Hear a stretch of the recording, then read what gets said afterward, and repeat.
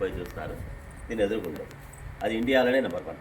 16 అడుగుల హైట్ ఉంది, 27 పొడవు, ఏక్సిలా రేపాసిబుల్ నెంబర్. ఇంకా నీలం ఉన్నాయనుకో చిన్న చిన్న. సెకండ్ వచ్చి తంజావూరులో ఉంది, థర్డ్ వచ్చి మైసూర్లో ఉంది, 4వది బస్సుగూడలో ఉంటుంది బెంగళూరు. ఇంకా వీళ్ళు మనము అక్కమ్మ గారులు అంటాం, అక్క మహాదేవతలు. కొన్ని ఏరియాల్లో వీళ్ళకి సప్తమాతృకులు అని కూడా పిలుస్తాం. వాళ్ళ పేర్లు వచ్చేసి బ్రాహ్మి, వైష్ణవి, ఇంద్రాణి, వారాహి, కౌమారి, మహేశ్వరి, పరమేశ్వరి. ప్రతి ఒక్కరిలో పూజలు చేస్తారు. పార్వతీదేవి డిఫరెంట్ అవతారాలు మనకి 7 మందికి. Parvati different name.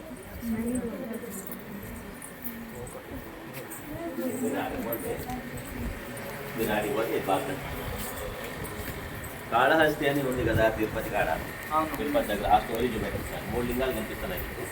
ఫస్ట్లో లింగం, ఆ లింగం పైన స్పైడర్ పూజ చేస్తుంది, అంటే సాలిపురు పూజ చేస్తుంది. మధ్యలో చూస్తే భక్తకన్నా పూజ చేస్తుంది. ఇక్కడేమో ఏనుగు పూజ చేస్తారు. ఆ ఏనుగు తొండానికి లింగానికి మధ్య పులారం లాగా ఉంది కదా రౌండ్గా, పులారం కాదు పామది. పాము ఏనుగు ఒకే లింగానికి 2 పూజ చేస్తున్నాయి. శ్రీకాళహస్తి అనేది సంస్కృత పదం. శ్రీ అంటే సాలీడు, కాళ అంటే పాము, హస్తి అంటే ఏనుగు. అది పాతగుడి కాబట్టి మనకి ఆ స్టోరీ.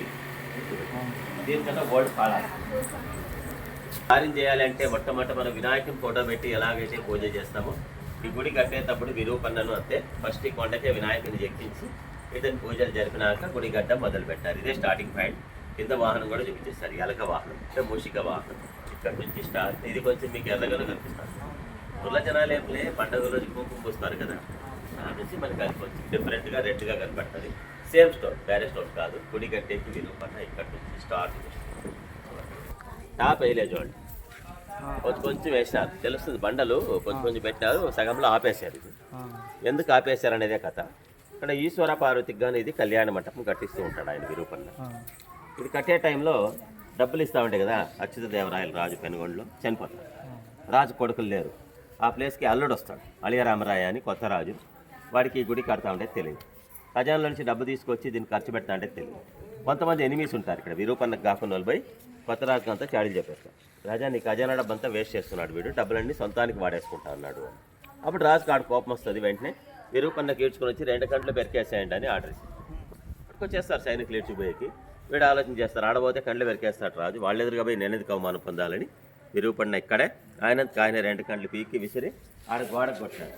ఆ రోజు పడిన కండ్లకు గుర్తులేదు. ఆ రోజు కారిన రక్తపు మరకలేదు. 1538లో జరిగింది. అప్పటి నుంచి ఇప్పటి వరకు కర్రలు అట్లాగే ఉన్నాయి. ఎండకి ఎండుతూ ఉంది కదా, పోదది. వర్షం వచ్చినా తడుస్తూ ఉంది, అయినా పోలేదంటే ఇదొక భక్తికి నిదర్శనం అంట. ఆ విధంగా గుడి కట్టించిన ఆయన కండ్లు పోయినాయి.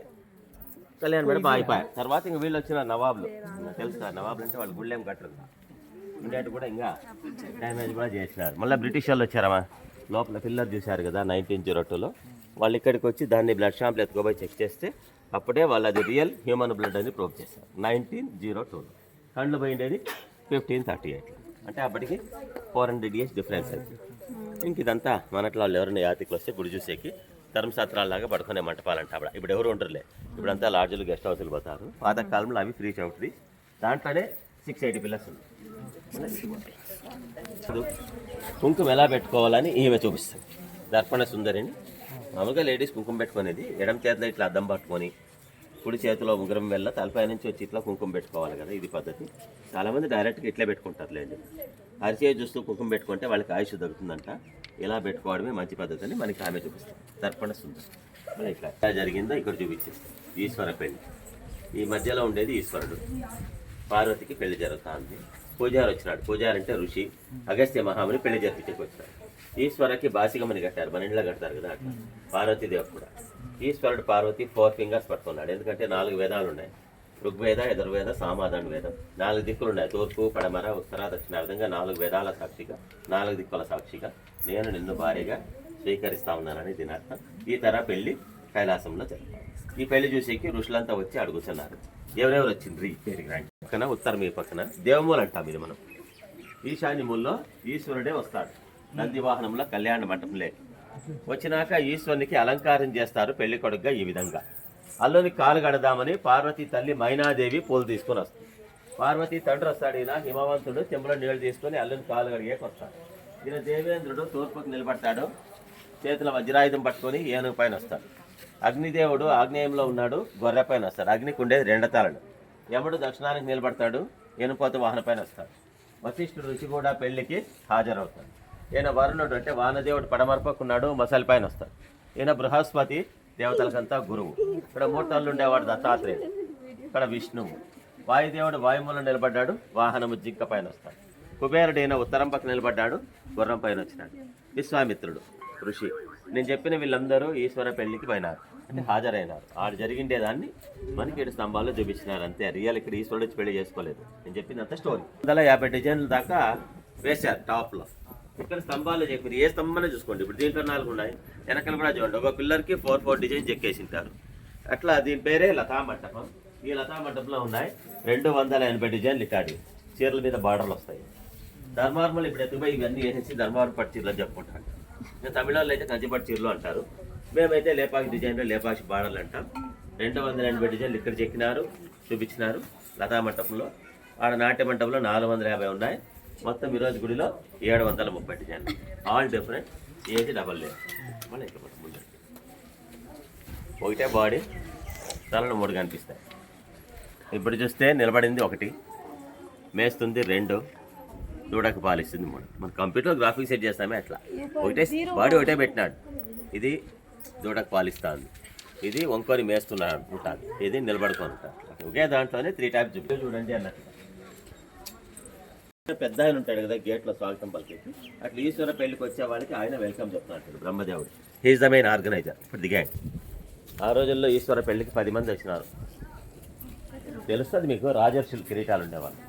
కిరీటాలు లేకుండా వాళ్ళంతా సప్తర్షులు అని 10 మంది ఋషులు ఈ స్వాగతం పలికేసి కళ్యాణ మంటపం ముందర లైన్గా నిలబడ్డారు. కైలాసంలో జరిగిండే పెళ్లి ఇటు చూపెట్టేసి. ఇప్పుడు మనం ఇక్కడ ఒకటి పాదం చూస్తాం అనమాట, సీతాదేవి పాదం. మీకు రామాయణం కూడా ఐడియా ఉంటుంది స్టోరీ. అది జరిగింది ఈ ప్లేస్లో. ఈయన రావణాసురుడు సీతాదేవిని తీసుకుపోయేటప్పుడు ఈ కొండ మీద ఒక పక్షి యుద్ధం చేస్తుంది, జటాయు పక్షి.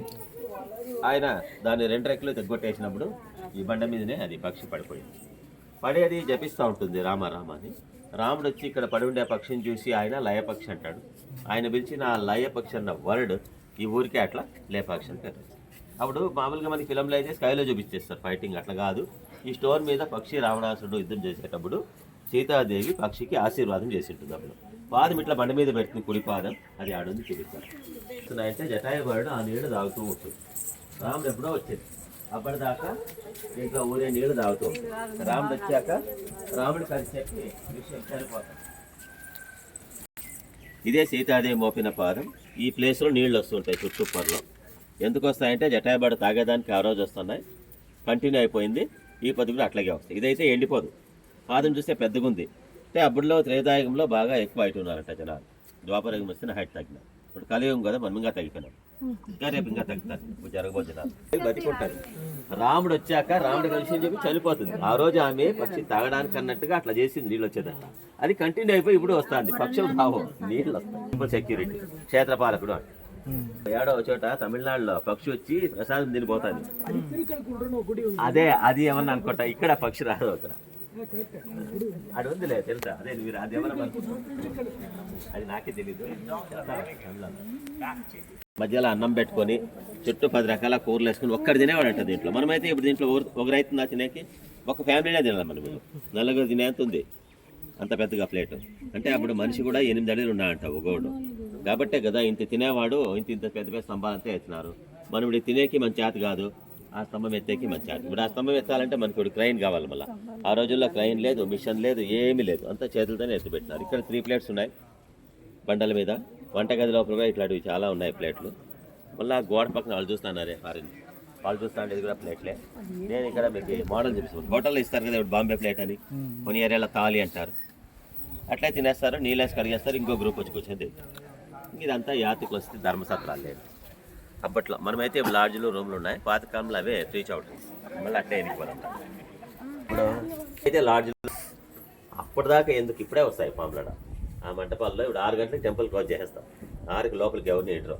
6 గంటల తర్వాత పాములన్నీ బయటకు వస్తాయి. దాంట్లో ఫుడ్ కావాలి కదా తినేకి. మనం పగుల్లో ఇది గలాట్ చేస్తా అంటే అవి ఏడొస్తాయి, అవి రావు, ఏడో దేబెట్టుకుంటాయి. సాయంత్రం 6 గంటల తర్వాత కూల్ అయిపోతుంది, ఎవరు మాట్లాడకుండా అంటే అప్పుడు బయటకు వచ్చి ఏం కావాలో తినేసి మళ్ళీపోతాం. అట్లా టైంలో మనం పడుకుంటే మధ్య దావాలి దాంట్లోకి అడ్డము ఇంకా వచ్చి కరుస్తాయి కదా.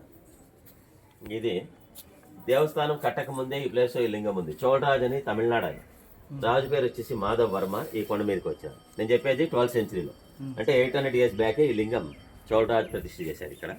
పక్కనే ఆ మంటపాలు 2 కట్టించేసినాడు. మనోళ్ళు ఇప్పుడు దాంట్లో యాగాలు చేస్తారు. శివరాత్రికి 2 రోజులు చండీయాలు, ఉగాది నాడు అంతే పూజారులు అడుగుసని పంచాంగం చదువుతారు. ఆ 2 మంటపాలు ఈ లింగం 800 years బ్యాకే ఆల్రెడీ ఈ జాగాలో ఉన్నాయి. సీతాదేవి పాదము రామలింగం గుళ్ళో త్రేతాయుగం నుండి ఈ బండ మీద ఆల్రెడీ ఉన్నాయి. ఇవి చూసి విరూపన్న ఈ గుడిని 1522లో మొదలు పెట్టారు. గుడి కట్టేది 1538కి అరకండు పోతాయి. 16 ఏళ్ళు గుడి కట్టారు. గుడి చూడండి ఇంకా ఇది తులసి కట్ట పెద్దగా ఉంది. ఇప్పుడు మీరు ఇళ్ళలో కానీ మన ఇళ్ళలో కానీ ఏదో పెట్టుకుంటాం అనుకో, తులసి కోట ఈ సైజు పెట్టుకుంటాం.